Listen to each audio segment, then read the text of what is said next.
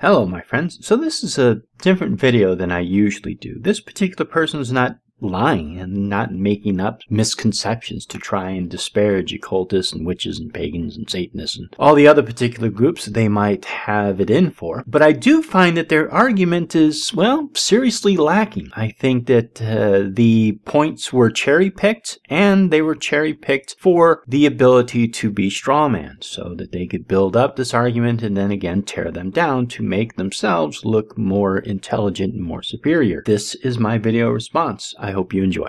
Howdy, y'all. Today I wanted to touch on why I speak out against New Age beliefs and kind of be a little bit clickbaity by giving you top 10 reasons why I find New Age beliefs harmful. Harmful? Well, that does sound pretty bad. We don't want people getting harmed. I am intrigued, and you do have my attention.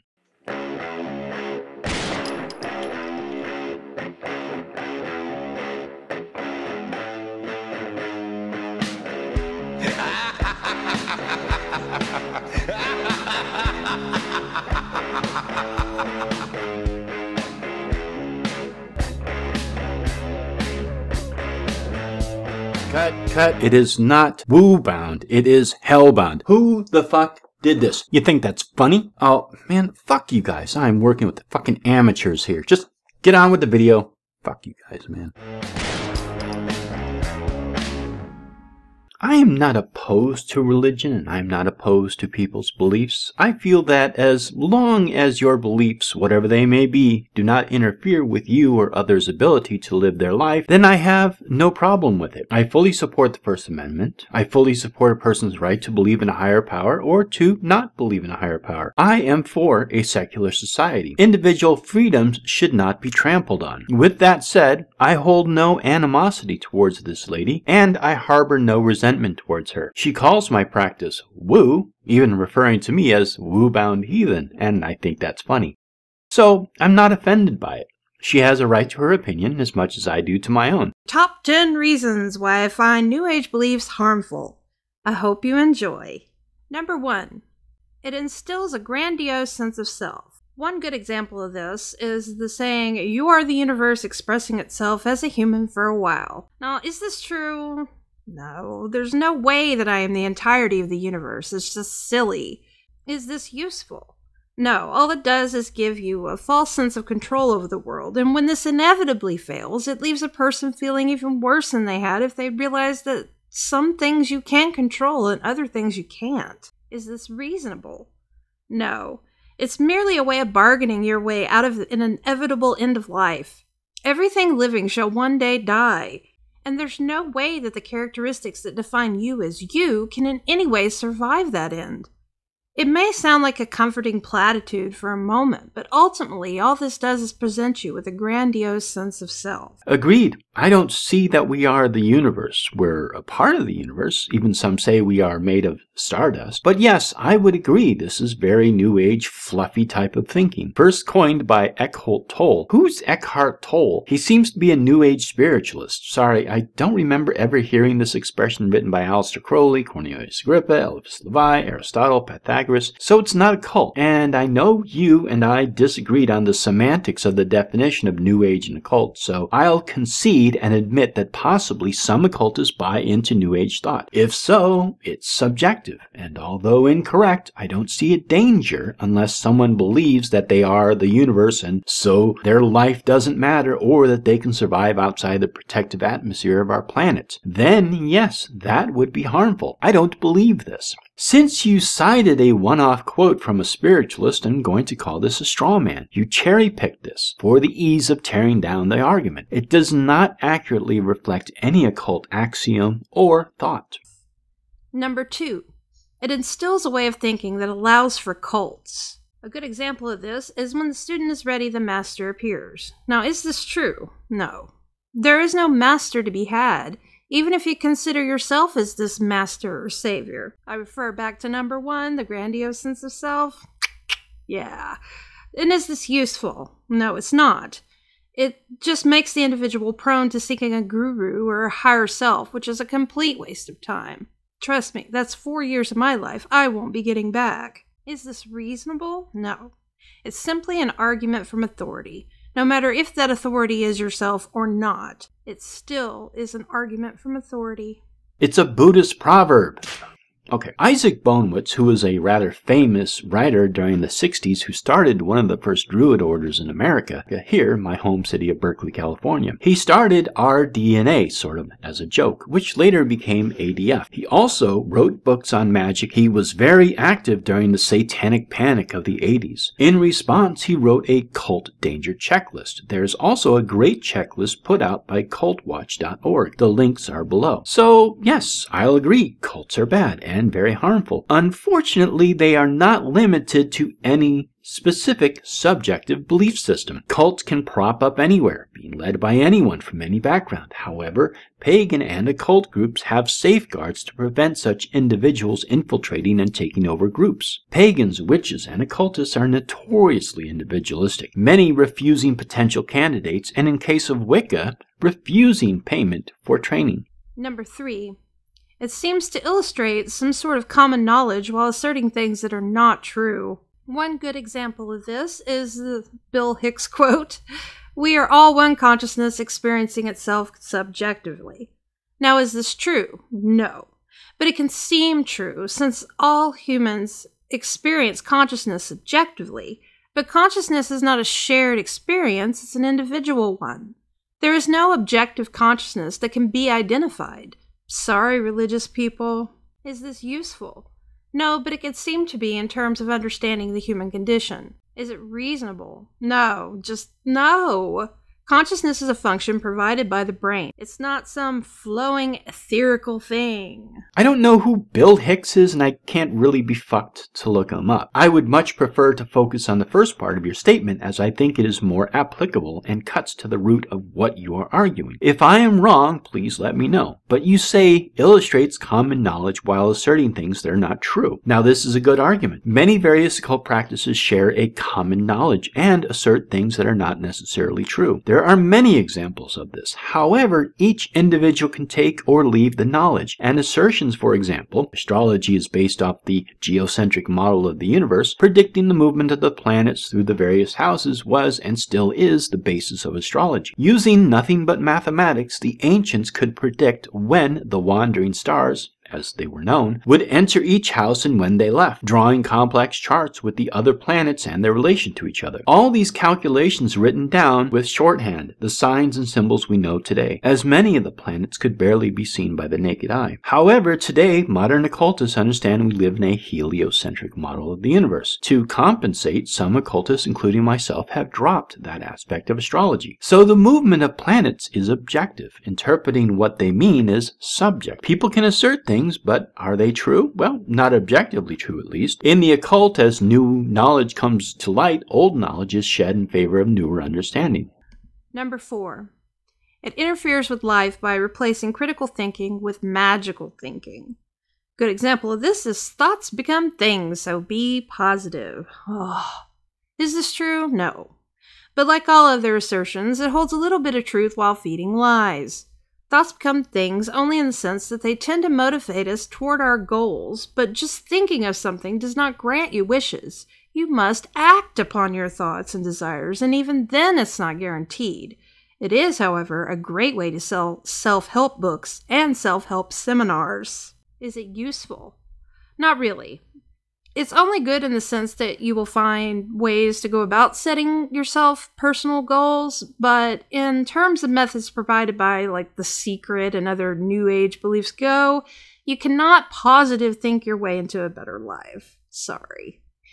Now, is this reasonable? Absolutely not. This is textbook definition of magical thinking. Well, yes, just being positive will not grant you everything you want. However, if you project a positive attitude, for example, at work during a stressful and time-sensitive project, it will benefit you and your coworkers to strive. Having a positive outlook helps in situations. For example, these articles on psychology and having positive attitude. Now, is it all positive? Will being positive cure cancer or prevent you from being evicted? No, you still have to treat your cancer and you still have to pay your rent. Being practical is paramount. Staying positive can be a bonus. To use an often quoted Christian saying, faith without works is dead. I am also reminded of advice I got from a coven mate many, many years ago. If you are looking for work, the most magical thing you can do is create a resume and hit the sidewalks. Yes, being positive helps, but it is not the magical panacea for everything. I agree, such head-in-the-clouds childish thinking can potentially lead to harm. Number 5. It isolates those who already feel alone further. Once you get rid of negative people, positive people will appear, they usually say. And they allow no negativity. Now, is this true? First off, the definition of negative is a convoluted and subjective one. Negative could simply mean people who don't agree with you that chemtrails are for realsies or that lizard people run the world. Even if you do find some sort of echo chamber for your woo-woo, it doesn't mean that you would necessarily have a positive experience with that. Sure, it might feel good temporarily to have a tribe who agrees with you, but in the long run, without any challenges, you will find yourself quite bored, not learning anything, and isolated from those who genuinely care for you. The problem with echo chambers is, if you express any sort of individuality that disagrees with the groupthink, then you find yourself in a state of discontent and loneliness once again.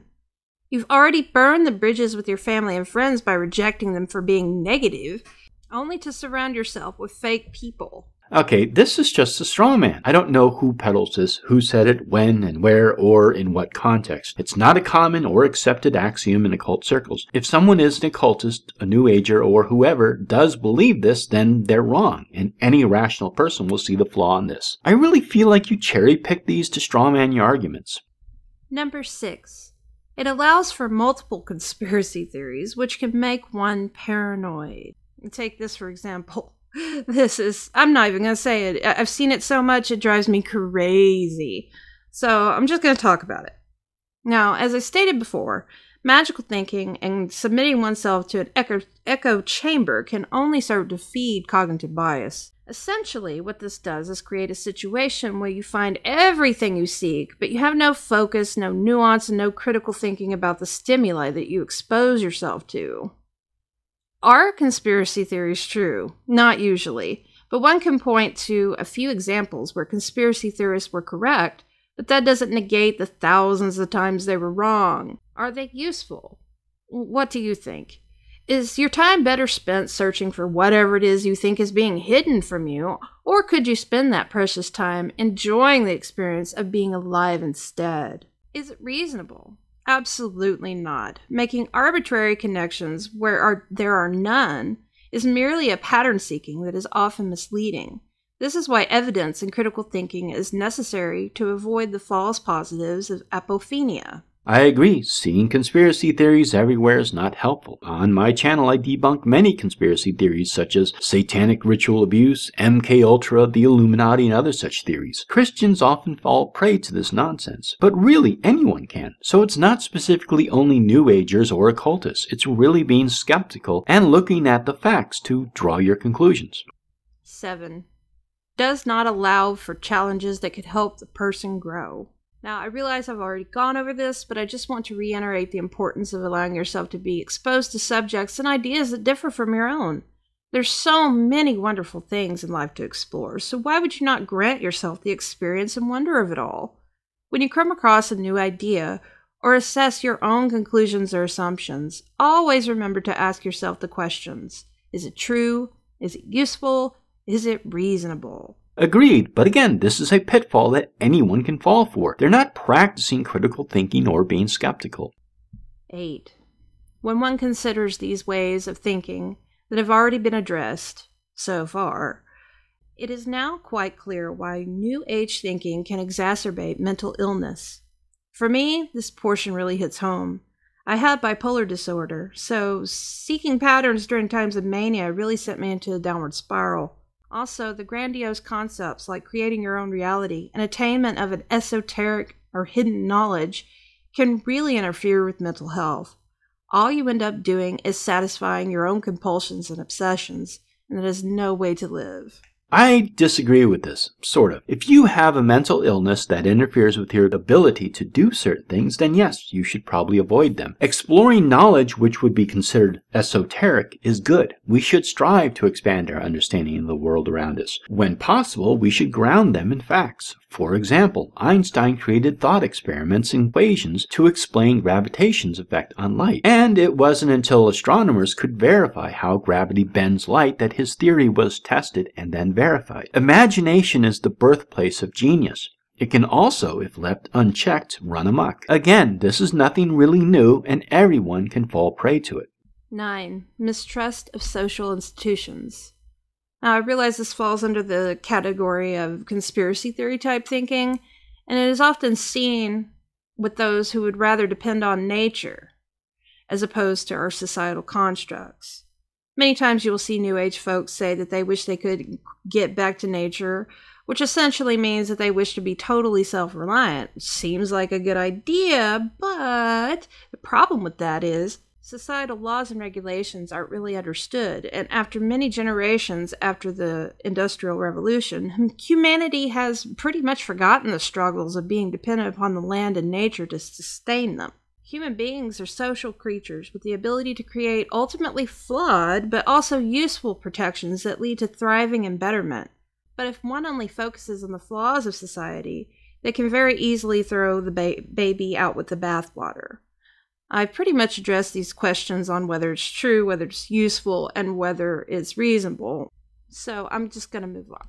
Anyone can fall for this. Personally, I think especially in the West, we don't balance the natural world with our man-made world enough. We separate them and compartmentalize them into city blocks dotted with green parks. I don't see this unique to only New Age or occultists. I also find, again, cherry-picked and then used as a straw man. Number 10. Mistrust of science and medical advancements. Now, this is the one I find the most dangerous of all, simply because we are talking about the welfare of human beings, as well as the discoveries made by scientific method that has aided us so much over the past few centuries. As I said before, it's easy for this generation to disregard the struggles of the past because they have long been forgotten.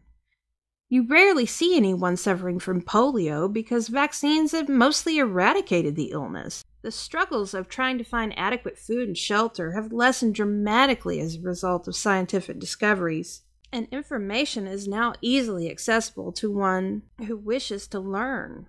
Whereas for the majority of the existence of humanity, we had to linger in the darkness of our own ignorance. It baffles me when I run across people who consider dark age tactics like bloodletting to be a better solution to illness than real medicine. We have people now who inject themselves with urine, give their children colloidal silver to cure sinus infections, and share this mind-boggling nonsense with each other on platforms where masses of other credulous people are exposed to their stupid advice. Not only are these folks putting their own lives at risk, but their children and my children as well. Anti-vaxxers plague my country with their idiocy. And with vaccines, herd immunity is definitely a big factor. We've been having measles outbreaks as a result of this nonsense, and all they can do is shout about my freedom! It's bogus, dangerous, and utterly negligent. Your freedom stops when the lives of other people are put at risk. Yes, I agree. The occult sciences of alchemy led the way to modern chemistry. Early herbalism led to pharmacology. For example, aspirin is made from willow bark, which was an early folk medicine. Bloodletting and drinking urine or silver? Yes, that's nuts. You chose the most absurd and obscure examples to argue your point. Yeah, I agree. That would be really harmful. So would drilling holes in one's head to let the demons out, or drinking mercury to try and balance out the planetary humors that are out of balance. A one-time ancient belief based on occult belief of the connection of man to the heavens. Today, we know this is nonsense. So yes, I agree with you. Those as you portrayed them are absurd and ridiculous. Unfortunately, you did not convince me that any of these are uniquely specific to only occult or New Age practices. I do thank you for making this video, Mrs. Snarky, and I agree with your opinions, but they are not problems unique to any specific practice. I also think your video was seriously mistitled, but again, that's my opinion. I hope I have explained my position well. Till next time, see you and woo. Damn it, I mean, see you in hell, you heathens.